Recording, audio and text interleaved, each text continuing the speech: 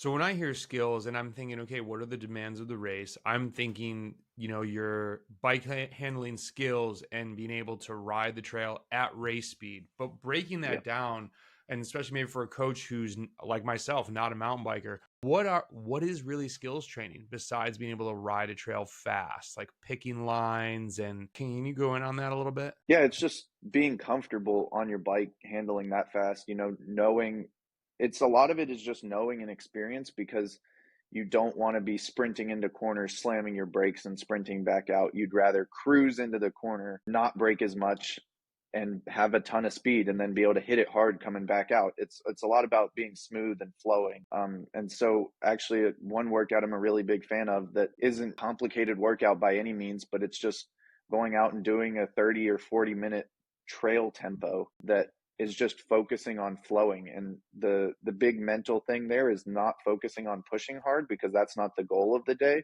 The goal of the day is to go as fast as possible while not pushing too hard. Mm. And oddly enough, when I used to do this workout, a lot of my fastest times on Strava segments on trails are from this workout because you don't get caught up in trying to sprint in and out of every corner. You focus on trying to ride smooth. And in the end, you learn that that actually makes you a whole lot faster because you carry so much more speed. You're not wasting your energy sprinting out of every corner, and you have so much more to use when you get to a hill or a big power section. So get even more granular for the athlete that is hearing this and thinking, oh, damn, that's totally me screeching into the corner, sprinting out. How do you get into that flow state if you're just naturally not that flowy? You're more abrupt and you don't have the speed through the corner and you're herky jerky. Yeah. What are some things they can, okay, how do I break this down? I don't have a mentor in my town that's good at this. What am I going to do? Yeah, it's definitely a challenge, and I think it probably is one of those things again that works different for everybody. But I kind of like I was saying earlier, there's not much more you can think about other than just not focusing on your power, but trying to focus on going fast. And that will kind of naturally lend you to just riding smooth because at your core that that is the fastest way to ride your bike. But if you just don't focus on the power aspect of it, like a lot of kids who have power meters are going to try to, it's a trail workout, but they're still going to try to get their average power as high as you can. And you almost want to focus on getting as low as you can while Mhm. still going as fast because that's how you're going to be the smoothest and waste the least amount of energy. Because if we're doing a 3 by 20 minute trail effort, well, your race isn't 20 minutes. If you're full gas at the end of that, that's great. That's a great workout.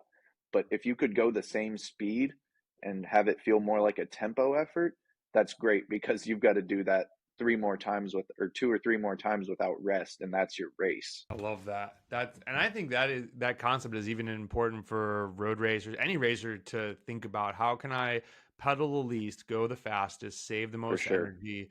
I mean, that's the name of the game. It's yeah, it's don't just go really hard all the time. I mean, in a crit, we used to do the average power competition. Who could get through the crit with the lowest average power? Because that's how you practice your pack skills.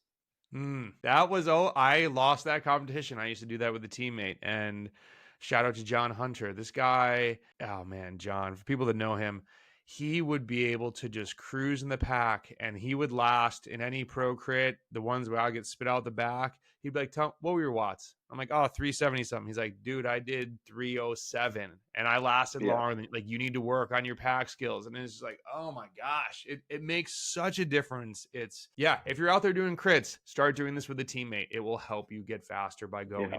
being able to go And if you slower. just think about it during the race, just man, how could I get to the front now without doing this massive sprint in the wind up the side of the pack? Like, can I just slowly filter through and take a lap or two to get to the front? But I did it through the middle, just holding my momentum through corners and oh wow, I got there and my average power went down. My heart rate's still low. Now I'm at the front and I'm ready to attack. I'm not at the front Mhm. and I need to recover. Get to the front and then go back again. Yeah, exactly.